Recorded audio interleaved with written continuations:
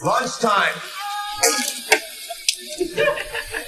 男人连续抡锤8小时不停歇，一个人的工作量能顶3个人。见男人如此内卷，工友们不开心了，纷纷要男人停止抡锤。但男人锤哥毫不理会，光头哥恼羞成怒，直接一脚踹飞锤哥的餐盒，然后将他的三明治踩得稀巴烂，紧接着威胁道：“要是再这么卖力的工作，就把你双手给卸了。”锤哥握紧锤子，但最终还是松开。中午，新人小唐找到锤哥，他是来为光头哥几人道歉的，说着还把自己的午餐分给锤哥吃。他万万没想到，现在善意的举动后面竟会救自己一命。下午，光头哥和小弟正商量去抢黑帮的赌场，可转头就发现了在一旁休息的锤哥，怕锤哥举报自己，两人走上前威胁，可锤哥根本不想理会，拿起锤子就想走人，但光头哥却挡住了他。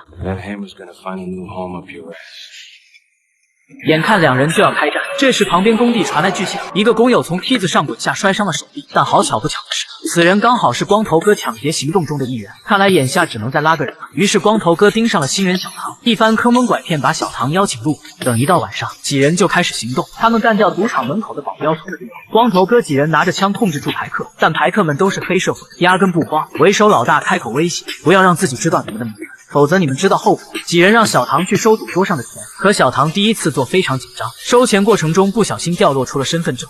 Shit.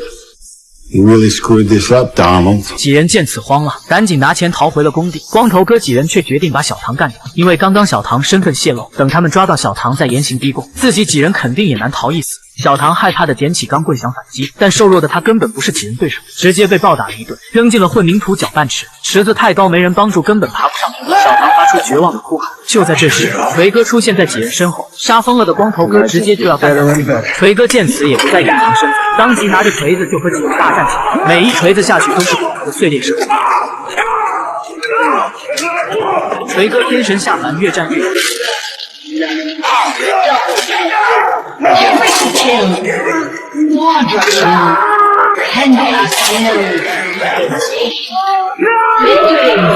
等小唐抓着锤哥丢的绳子爬上来后，只看见绳子上绑着的一包钱，袋子上锤哥要小唐赶紧出城。与此同时，黑帮的人也准备出发去杀小唐，可下一秒灯光全部熄灭，老大让小弟去把电闸修好，可下一秒小弟直接被爆飞，接着旁边被枪老大拉开了电闸，发现小弟们全部都躺在血泊中，但紧接着他也出现在身后。做完这一切，锤哥淡定离开，本以为天衣无缝，殊不知他已经被神秘人盯上了。